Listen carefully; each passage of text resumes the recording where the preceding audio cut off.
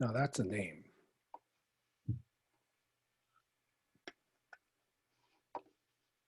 All right, so I'm just going to close down the wait list so that people can just enter as we go.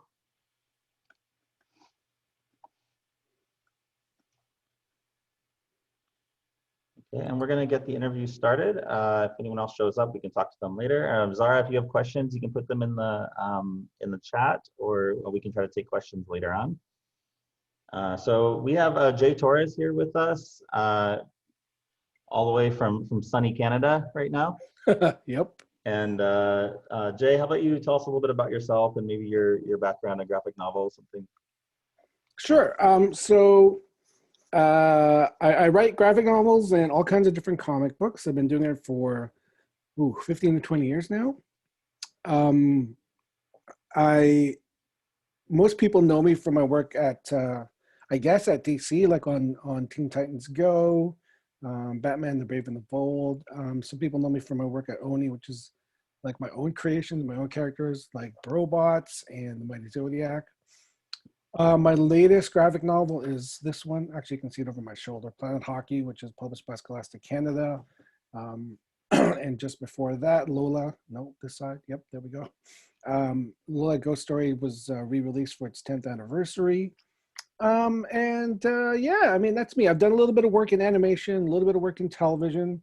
I don't know if you guys are familiar with Degrassi, The Next Generation. I worked a bit on that show back in the day. And but mostly comics and graphic novels. Great, thank you. And I was curious, do you do any storyboarding or the art, or are you exclusively a writer? No, exclusively writing. At one point in my career, I wanted to write and draw, but I just really lacked the discipline to sit down and draw. It's the bulk of the work. It really is. It's like the heavy lifting of graphic novels and comics. And I just didn't have the discipline. So I decided to focus on my strengths and just focus on writing. Great. So what does it look like when you're writing comics? Like what does a day in the life of a comic writer look like, and maybe what does it actually look like when you create writing, maybe like a script? Gotcha. Well, my typical day is like pretty much any other parents. I have 2 kids, so once everybody gets up or my wife goes to work and everyone's off to school and work, my day starts. I just go into my office, which is at home, and I plop down in front of the computer and I start working. And I'll usually work until the kids come home from school, and then after dinner, if we're doing something together, we'll hang out or whatever. But when everybody goes back to bed, I'm back to work again until I pass out, until my eyes give out. And I do this 7 days a week.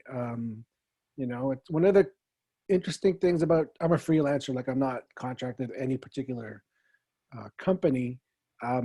You're your own boss.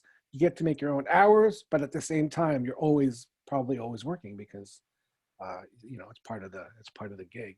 So weekends, nights, still working. But I mean, I love what I do, so it doesn't always feel like work. Right. Yeah, so that's other than if I'm doing comic book conventions or a store signing or a book launch or meetings with editors or artists, most of the work that I do is at home in front of the computer. I mean, sometimes I'll take my laptop to the library. Shout out to libraries, and because the air conditioning's free, and or a coffee shop, like there's a local Starbucks or whatever, just to change up the scenery. But most of the time, it's at home. In terms of what that looks like, I know a lot of people kind of ask that question because they've never seen what an actual comic script looks like. Let me see if I can. Can you guys see my screen now? Yes, I can see it. Okay, so if you've ever been in a play, Leia and Zara, or if you've read any plays or screenplays for TV or film, you pretty much have an idea what a comic book script looks like. And so my job is to basically write the story as a script. So similar to a screenplay, if you notice, this is basically direction. So in a screenplay, this might be for the director, the actor, the camera, for example. In a stage play, this stuff might be for the actors or the director. But in a comic book or graphic novel script, the direction is basically for the artist. and I'm telling the artist or suggesting to the artist what to draw. And then instead of characters and dialogue here for like a screenplay or a stage play, you've got things like titles and sound effects, and of course, characters and what they say. So if you look down here, it's very similar to a screenplay in that sense. So, basically you just lather, rinse, and repeat, the same amount of, amount of pages that equal the graphic novel, whether it's a 10-page story or 100-page story, you just kind of repeat the process, right? Mhm. And when that's done, it then goes to the artist or the art team. Oh my goodness, what am I doing? I don't know how to control this. And the art team or the artist, depending on how many people are working on it, will then take the script and break it down into the different parts. Now, each of these parts could be one person doing all the work, including the writing sometimes, or it could be an entire team. And each of these things, actually, each of these parts represent a person and a job, a different job. So at DC Comics, Marvel Comics, you have teams of pencilers, inkers, letterers, and colorists. So the first stage is the pencils, also known as rough sometimes. And as you can see, it's all done in pencil. Although these days it's done more and more digitally on computers. So people don't even use pencil and paper much anymore, although some people still do. So that's one job and one person's job. And then the next person comes along and does what we call the inks or the finishes, where they basically clean up the art, go over it in ink, add black and shadows and that sort of thing to give the art more depth, and basically get it ready for the final stage, which is coloring. But while it's also being colored, again, could be the same person, could be another person. Somebody is doing what we call the letters, or the lettering, or the typesetting. In some cases, they call it. And basically, they take the dialogue and all the sound effects that I put in my script, and they put it in speech balloons, or they, present it like this so that you can have the sound effects on the page. And last but not least, you get the colorist who basically colors the work. Again, traditionally, this was done with paint, markers, pencil crayons, or a mix of different media. But now I guess about 90% of all graphic novel and comic book coloring is done digitally. So if that's something you're interested in doing, whether it's for comics, magazines, picture books, any kind of publishing, you need to know how to use Photoshop. You need to know how to use Manga Studio or something like that. Basically, also to do the lettering. So a lot of this stuff is all digital now.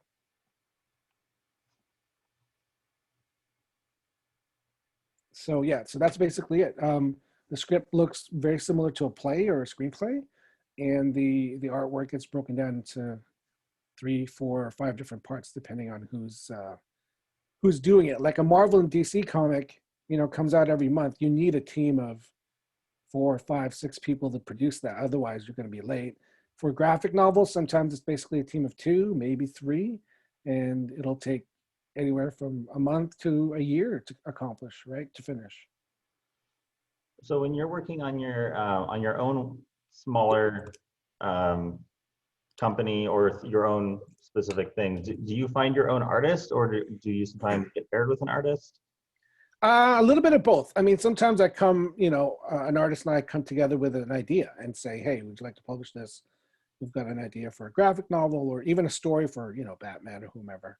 And then depending on how the publisher, editor, and the company works, they'll either say yes, or they'll say to the writer or whoever pitched the idea, you need to find somebody else, or we have somebody else for you. So for example, like DC and Marvel, they like to control the creative teams and they pick, who draws, who writes, but that doesn't mean I can't suggest somebody, right? And they don't usually listen, but sometimes they will. But if it's a creator-owned thing, something I came up with on my own, then obviously, you go in there as a team, kind of like a band, right? You don't kick out the drummer just because the producer doesn't like them. Hopefully you find someone else. Right. So, yeah.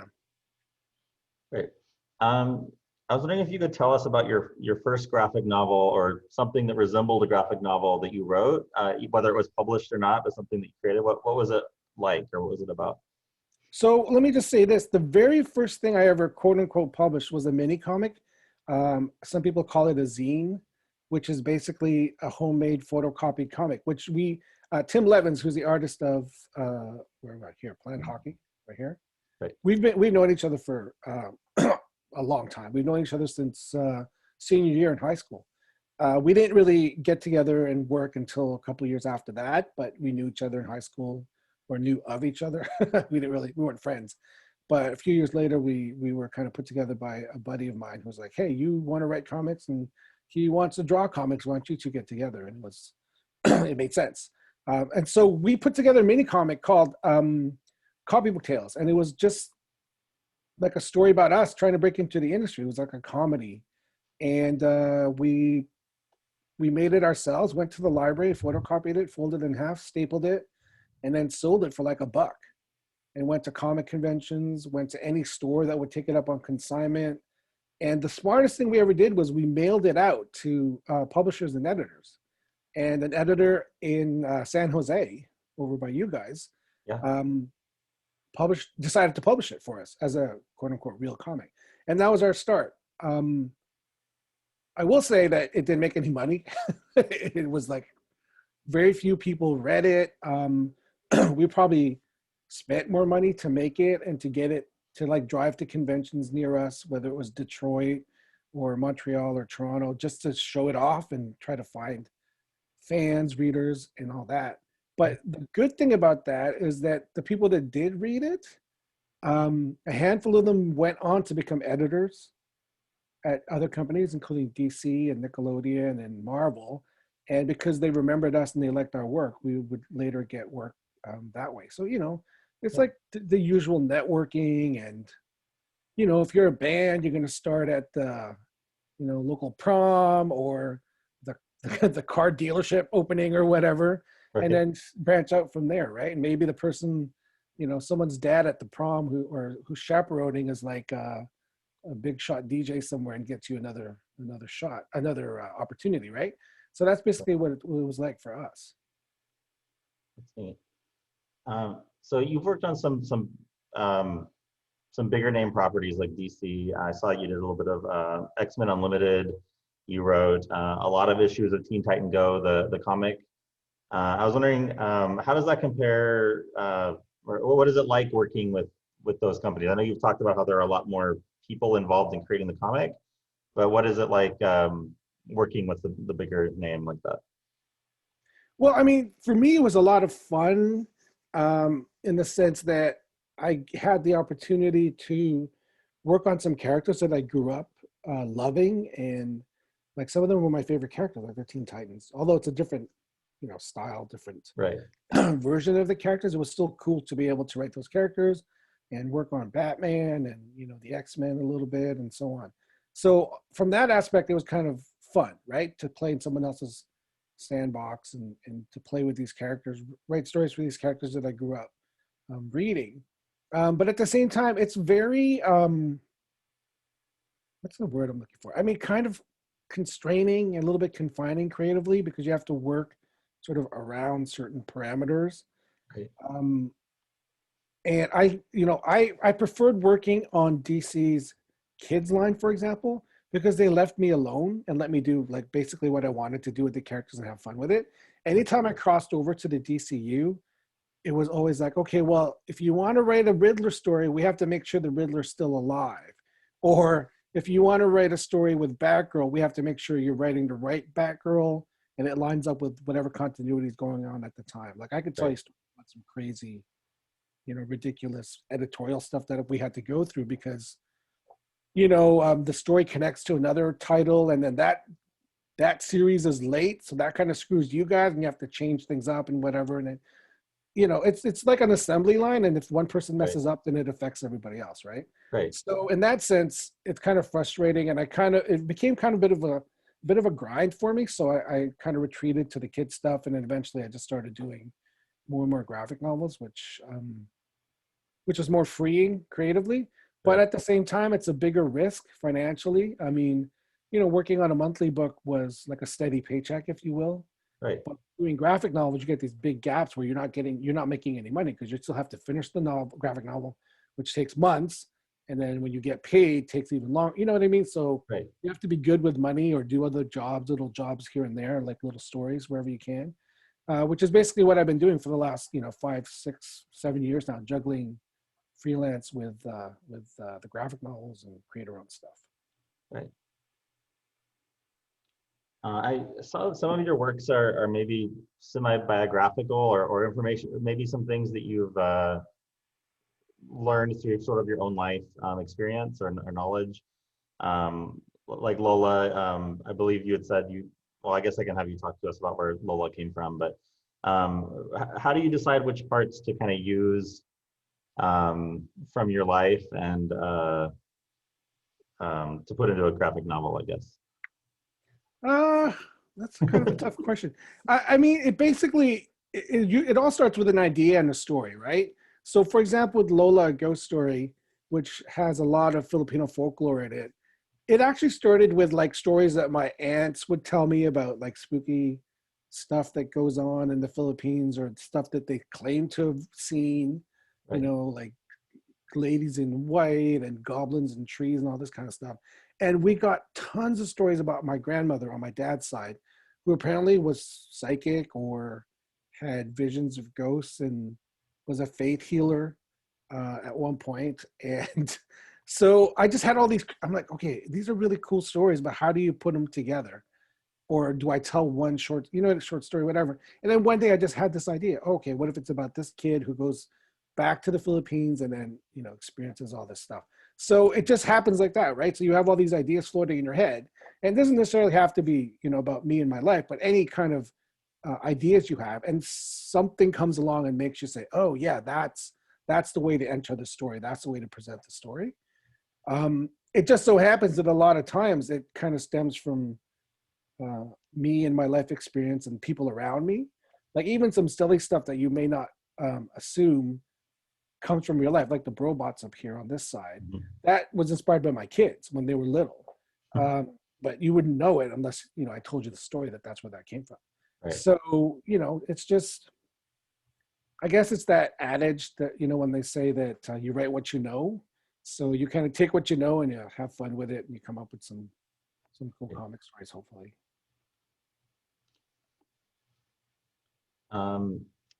You've been nominated for a lot of awards. I was looking through some information and found some awards we were nominated for, and you've had a lot of different types of recognition. I saw some starred reviews and some good reviews from different places. Are you especially proud of any of your works and what they've accomplished?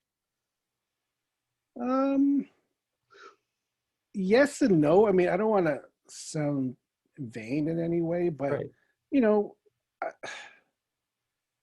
They're cool, right? The nominations and awards and stuff that's cool. But more important, I think, is just hearing back from fans and hopefully that they tell you that they like what they read. Which is sort of like, I'm really missing that right now because of the COVID situation. I mean, we're just Right. starting to open up here, but we went through like a whole year and a half almost of like no conventions, no signings. I launched a book virtually, which was so boring. And, and you get, fine, you get email, you get nice reviews, but you don't feel it, right? Like people don't, I mean, I've done this and people are like, oh, I just read it and it's great, da, da, da. But it's not the same as like a kid walking up to you at your convention table, waving the book in their hand. Can you sign, like, can I take a picture? That's cool. That's fun. Right. So that's the recognition that matters to you, is the people enjoy your work. Yeah. I mean, I don't do this for myself, right? I don't write in a vacuum. Like I write because I want people to read the stories and enjoy them. So when I actually find out that they did, then that's the best reward, if you ask me. I mean, like, yeah, nominations and that are great because first of all, those things, nominations and awards, get your book out there to more readers, right? That's the purpose of these things. Right. So in that sense, they're great. But even if I didn't, get any of that stuff, I think it'd be just as good because, you get readers to tell you that they like your book, or even better, oh, it made me want to make my own graphic novel, or made me want to write or draw or whatever, or read more. When I hear that, that's even, especially from a younger person, like, oh, I hated reading and my teacher gave me some graphic novels and that got me reading more. Like that's the best thing to, to tell somebody that's in my position. You mentioned your book launch during the pandemic. Can you tell us a little bit about, was that Planet Hockey? Yeah, that was Planet Hockey. It was back in the fall. It was kind of boring, but what are you going to do? Yeah, you just kind of do like a thing like this, present it, do reading. and there's a crowd, and yeah, that's about it. Right. And so what would it have been like before the pandemic? What would that look like? It would have been a party. Like Right. the cool thing is, so there's marketing people at all these companies, and they all try to do something fun and different with each launch because you don't want to do the same thing, it's boring. So we probably would have done something in an arena, a skate party or something, but I probably would. I can't ice skate, but or something fun like that, Right. I'm just trying to remember like a couple of the previous launches that we've done. Like when we did I did this kids book way back called Checkers and Dot. It was like a black and white picture book for kids. And so the publicist or whatever they call them, the marketing people, promotions people who planned the book launch, decided to have a black and white party. So everybody had to dress in black and white. All the decor was black and white. And then they had food. I mean, that's the best part of it. It's all the free food. And they had drinks and everything was black and white. So that, cool stuff like that gets to happen. And then of course crowds come and you see people and it's fun. So that would have been totally, more fun, a lot more fun than, doing a virtual. Right. That makes sense. Yeah. Well, I'm sure you guys have done it at the library too. You do like right. little book events or festivals or whatever. And that's the whole point, right? Right. Yeah. I mean, it's more exciting when you can be there in person doing the thing. And then what else do you have coming out soon? It sounded like you were working on something else.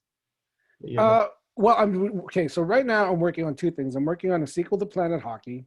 That won't be out for a bit, but I'm also working on a new Batman. I don't know how much I can say, but it's a new Batman thing for kids. Okay. I think they'll be announcing it in August, so keep an eye out for that. Okay. And the next book I have coming out is coming out in October, and it's called Stealing Home. And it's a graphic novel, historical fiction based during the Japanese internment in Canada. I know you guys had the similar situation in California and Arizona and such. So this is the Canadian side of it, telling the story of that. That was inspired by a documentary I saw when I was in college, and I've been wanting to do it. And the artist's name is David Namasato, who's a Japanese Canadian artist who I've known for many years and been wanting to work with him forever. And finally, this came along, and I was like, okay, David, this is it. This is the one. And so that's coming out in October. Yeah, I saw the cover for that one somewhere, and I like the art. It looks nice. Yeah, I think it's great. If nice I can, yeah. If I can, if you don't have to wait for me, but if I can find something here, I'll share it with you. I'm just trying to figure out where everything is. And then did we have questions from someone else currently as we're looking this up?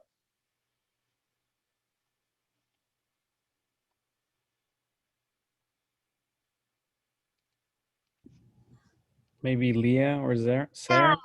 I have a question. Do your kids, I'm watching with one of my sons, and he's a creative individual. And then my husband actually works in voiceover doing things. Oh, cool. Do you feel like your kids, do they follow creative steps, or do they do work similar to you, or do they have interest in that kind of? Well, so I have a 13-year-old and a 10-year-old. When they were younger, they were, I don't want to say they were more creative, that might be insulting, but they did more, they made more stuff. How about that? So whether it was Lego or they would just grab pencil crayons and draw and make little comics or tell stories, they were more into it back then. But I kind of feel like, and this is no slight on video games, but I kind of feel like when they started to get more and more into video games, they kind of lost a little bit of that tactile creativity, like using their hands. So that's not to say that they're not being creative, like when they're playing Minecraft or Mario Maker or whatever, but it's not the same. Does that make sense? It does. So, and then my eldest, who's 13, is like big into basketball, which I'm really happy about. And he's training hard. He's trying to get on the junior varsity team when he starts in September. So he's been training hard, which is great. He's not just sitting around. So, it's like, I don't know, like they're creative in different ways. Does that make sense? It does, yeah. It's not like the way I'm being creative or even the way they used to be creative. Yes, it does make sense. And thanks for sharing your cool creator stories. It's fun to hear. Oh, my pleasure. Thank you for being here. I have a question. I was a few minutes late, so maybe you answer this question during the first few minutes. But if I have an idea and I want to write my own story, Mhm. where do I begin? Is you want to do it as a graphic novel? Um, as a graphic novel, as a writer, where do I begin? That's tough. So is it based on you? Is it a work of fiction? Like what? Yeah, it's a work of fiction. Like I have this idea, I want to write about, characters that I like, but I don't really know where to begin. But do you know where you want to end? In other words, what do you want it to look like? A book, a graphic novel? A a graphic story? novel, yes. A graphic Okay, novel. so if you want to make it a graphic novel, the first thing I would suggest is I would break down the story into a kind of outline. So make sure you have a beginning, middle, and end. And even it doesn't matter if you're going to write it into like, paragraphs. Here's what happens at the beginning, act one, or whatever you want to call it. Here's what happens in the middle, and here's how it ends. Or what I've done in the past, and this depends on the length of the story. So if you're writing a 24-page story, this is a lot easier to do this. If it's 100, 200-page story, it's a bit tougher. But just break it down by page. Page one, here's what happened. Just like a short line, not a lot of detail. And then once you have that outline, then you can make it into an actual script. Did you get to see the script that I presented at the beginning? I don't think so. No? Okay, let me just, where did I put it? There we go. Okay, I'm gonna have to share my screen again real quick here. So basically when you're done, you want to present it as a script because then that ends up going to, you're not drawing this yourself, are you? Yeah, it would be for me and for kids who are interested in, doing like the graphic novel contest. Oh, okay. So then if you're going to present it to somebody else to draw, then you're going to have to present it as some kind of a script so that they can, right? So they have like an outline or they have, that's not the word I'm looking for. The word I'm looking for is like a blueprint, a map on how to do this. So you have to present it. Can you see my screen there, Luis? Yes. Right. So you have to present it in this kind of format. If you look online, you'll find tons of like templates and tutorials on how to script a comic. And although mine looks like a screenplay, there are all sorts of formats. There's no rules. Basically, you just have to know that there's a page and then the number of panels and then what goes in each panel. So it's really, it's what's the word I'm looking for? It's very step-by-step and easy to follow in terms of the formatting. It's actually just coming up with the content is the hard part, right? So if you have that outline and from page 1 to 5, this is exactly what you want to see, beginning, middle, and end, then putting it into a script for other people to draw from is the easy part. Thank you. My pleasure. And I still can't find what I was going to share, but let me keep trying here. Jay, do you have advice for someone who's just getting started? I know we've talked about the script a little bit, but maybe what are maybe their first steps to trying to get? Well, let's say they've created a graphic novel, a short graphic novel. How could they start getting that out to people, or what should they do from that point? Right. So if you're trying to sell it, you're trying to find a publisher, and you only have, let's say you only have a script, right? The first thing to do is you need to go online and find out what publishers publish that kind of work, which is super important because, if you try to pitch like a superhero story to Oni Press, that doesn't work. They don't publish those kinds of comics, right? Or if you try to pitch a romance story to a horror company, they're not going to pick it up. So you need to do your research and find out which companies are A, looking for that kind of material, and B, are accepting submissions. Right. So once you find those, it's not easy, but once you find those companies, then you have to figure out what their submission guidelines are. Some of them will tell you, email us and tell us, a brief paragraph what the story's about, and we'll let you know if we want to see it. Some say, send us the manuscript and we'll read it and get back to you. But sometimes you have to sign some kind of non-disclosure agreement or waiver so you can't sue them if they, if the idea is similar to something that they've already put in the works. And then other companies say, no, we're not accepting submissions right now, or you need an agent. So I'm guessing you don't have an agent because you're just getting started. So go to the publishers, look at who's looking for what you have, what type of material you have, and then how they want it. So for example, DC Comics, Marvel Comics, they don't accept submissions that way. Dark Horse Comics, Image Comics, they have very specific guidelines. Some of them are like, you need 5 pages of artwork. You need a paragraph that describes your pitch. You need to tell me who your talent is and what your schedule, like how long it's going to take you to make and so on. So you have to look at specifically each publisher's guidelines and follow them.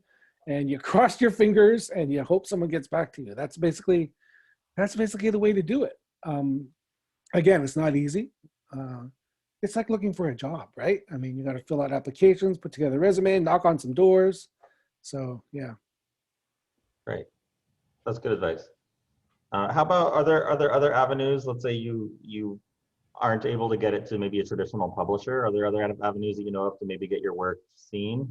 Yeah, well, if you're a writer, you have no choice but to find an artist to pair up with and draw the comic first. If you can draw it yourself, you're way ahead of the game. And then you could look at things like self-publishing. Amazon has a platform that lets you self-publish easily. You can sell directly to people. You can consider doing what we did, what Tim and I did, is creating it yourself on a kind of amateur grassroots level and then going out there to try to sell it. Or you can do what a lot of people are doing nowadays, is put it online as a webcomic or present it as a kind of website on something like Tumblr or I'm drawing a blank here. People use Tumblr, and I mean, they use their own websites too, right? Right.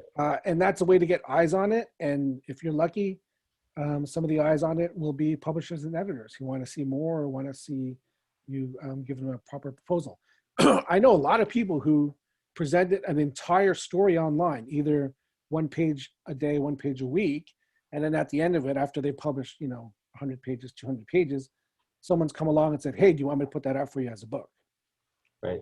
Right. So that's a model that a lot of people use. The other model is to do a Kickstarter, which involves a lot more work, and if you're going to self-publish, you have to know, where to print it and all that kind of stuff, which is a big headache. But if you're just starting out, I would suggest, if you don't have an artist, find one. If you have an artist, get the work done and then put it up online for free. And hopefully you'll find someone will find you, right? I mean, you see it all the time too, like on YouTube with singers and dancers and all this kind of stuff. They get discovered, right? Right. They become YouTube TikTok famous or whatever. something. Yeah. Yeah. So it's a similar kind of model, I guess you can say. Yeah. By putting it online on Tumblr or your own website, and then hopefully someone sees it and gives you a gig somewhere. Yeah. And you also do some of your own marketing, sort of market yourself. I mean, you're here today, I guess, could be part of that. But are there ways that you sort of market yourself and get your name out there still? Yeah, I mean, at the start, you have to do it all on your own, right? So we literally pounded the pavement and knocked on doors like comic shops, bookstores, and said, "Hey, would you be interested in this?" But then once you get published, then there's supposed to be somebody at the publisher who does that for you. But at the same time, Katie at Oni set this up for us. So you still have to do this kind of stuff and, do store signings and conventions and, book festivals and that sort of thing. Right. But also social media obviously is huge.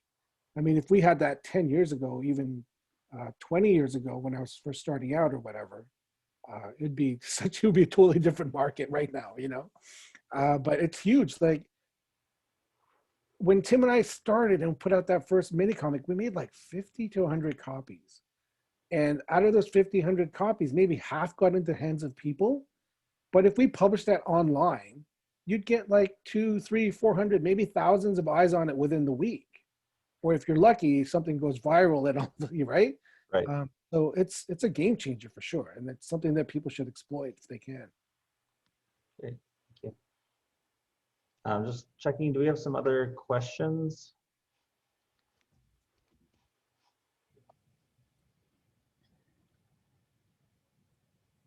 And Jay, you've given us a lot of really good information. I appreciate it, especially on the like the publishing side of how this all works. I think a lot of people don't really have a clue about what it is. So giving us that information is really helpful. Oh, my pleasure. Thank you. My pleasure. Right, and Luis, did you have any other questions? Luis is another coworker of mine here at the library. The two of us are together kind of running the graphic novel contest. So Well, right on. Good luck with that, guys. And I really appreciate you, thank you. you know, using Lola as a prize or incentive. That's really cool. Yeah, we're giving away copies of several graphic novels. We're giving away some art supplies for people to do their own work, their own drawing and things. So I think it'll be really neat for whoever ends up winning that. That's I'm very working cool. on something Yes. now.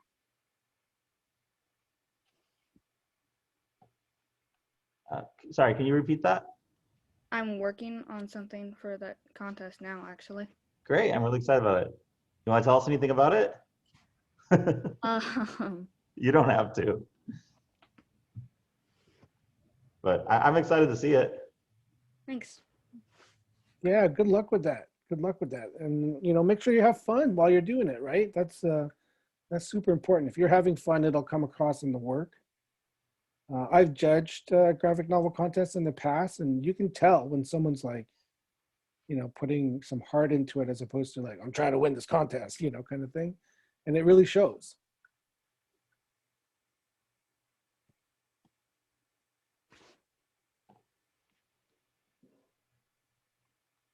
All right, thank you. Were there any other questions before we wrap up?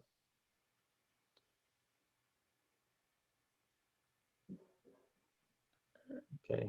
Well, Jay, thank you very much for spending some time with us today. It was really nice to have you here. My pleasure. Thank you very I really appreciate it, guys. And like, hopefully, like you said, you're gonna share this on YouTube for a bit. Yes. So hopefully people get to check it out, because if they missed today, and hopefully they get a bit of information out of that. Yeah, I think it'll be helpful. And we have this is the 4th interview we've done, so we'll have links to all 4, and people can check them out. And then we'll go from there. So Awesome.